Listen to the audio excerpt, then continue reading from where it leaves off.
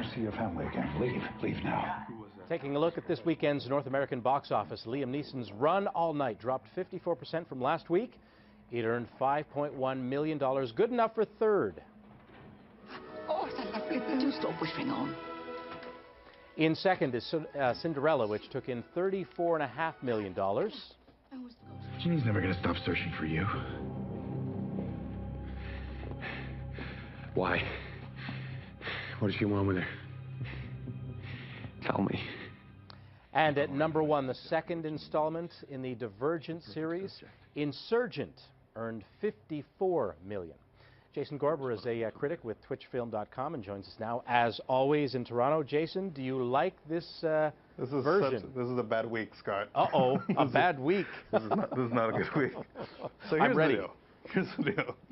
Divergent is yet another young adult series of novels that has been turned into a giant blockbuster film about a remarkable young woman who is fighting against, you know, it's Hunger Games, but not Hunger Games.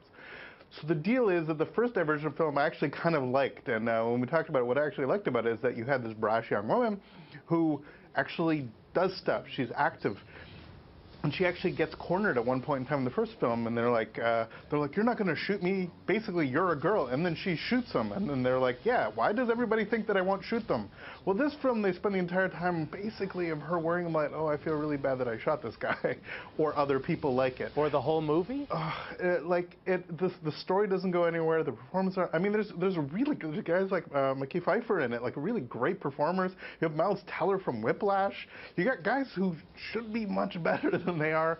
Just, this is the point, this sort of second chapter of this book, where it was clear that they had a pretty good idea, and that sort of worked its way out in the first film, but the second film, aka second book, is just, they have no idea where they're going with this.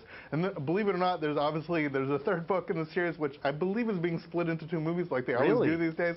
Yeah, no, literally, it's just following the normal shtick.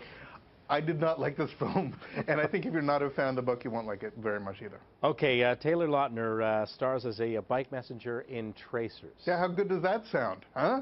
The guy from Twilight who's sort of doing bike messenger. Look, this is also not very good. And you missed the most important part, is Taylor Lautner does parkour. So it's a lot of flippy-floopy stuff that they do. It's like some sort of weird French film from 15 years ago, but not. You want it to be like Premium Rush. If anybody wants a good bike career movie, go check out Premium Rush. It's amazing. Joseph Gordon-Levitt, it's great. Is there any flippy-floopy in it? There's less flippy-floopy, but more Joseph Gordon-Levitt, so watch that one instead. Okay, Sean, green card Penn. Well, yes.